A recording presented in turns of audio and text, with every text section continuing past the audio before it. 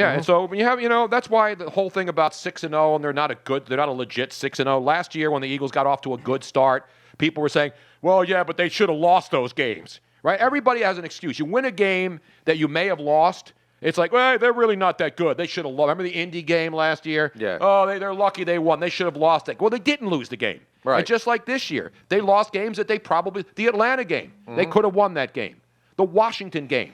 You know why Washington beat them? Because the Eagles got zero pressure on Kirk Cousins. And I even tweeted the stats out.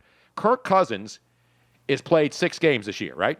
In the 2 wins he has against the Philadelphia Eagles, and I don't even remember who else they beat. Did they beat Dallas? Their 2 wins, he was not sacked and not pressured, and he threw 0 interceptions, and they won.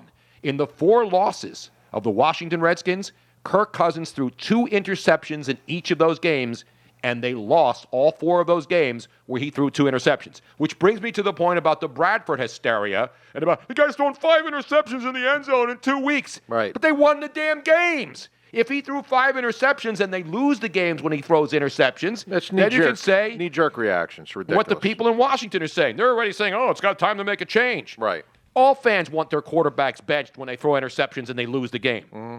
Bradford's interceptions have not cost them a game. That's the amazing thing.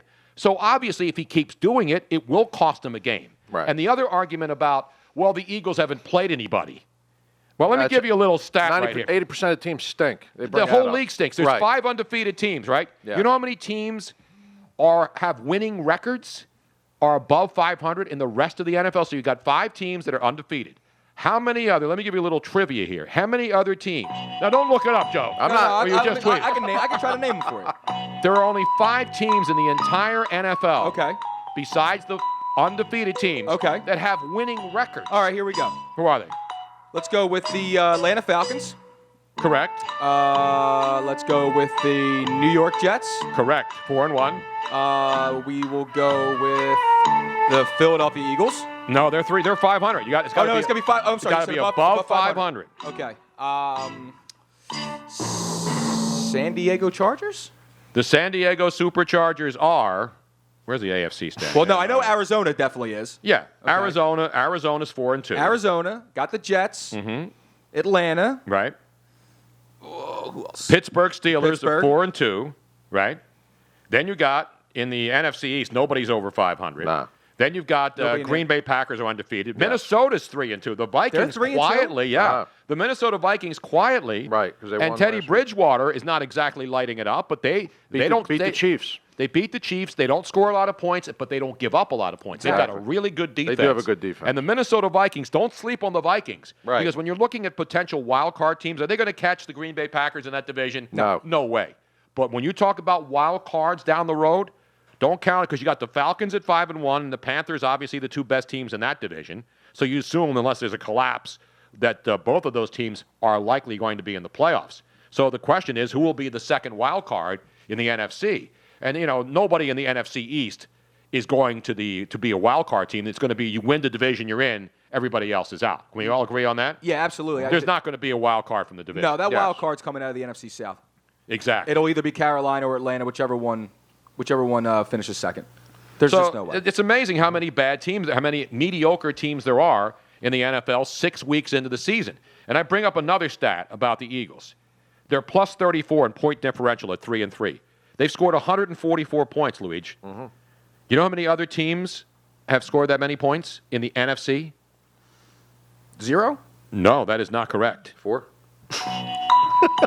What is this here? Hold on. A guessing game here? I just wanted the sound drop. I'll give you. There are only 3 teams that have scored more points than the Philadelphia Eagles through 6 games. Hold on, I'll tell you in a minute. The Arizona Cardinals? Correct. Arizona scored 203 points in 6 games. The Green Bay Packers? The Green Bay Packers have scored 164 points in 6 games.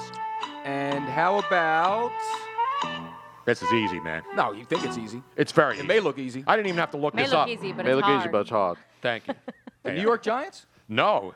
It's the Atlanta Falcons. Oh, the Atlanta Falcons. Well, they're kind of fugazi, so I can see why you would. Arizona scored 203 points. Atlanta scored 183. Green Bay 164. And the Philadelphia Eagles 144. And all those other 3 teams are all very, very strong. 4-2, 5-1, 6-0. And the rest of the league is mediocre. It is. Or stinks. And here's another one.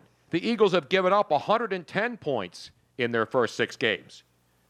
How many other teams have given up fewer points in the NFC? In the NFC? Yes. Through 6 games. Through 6 games now.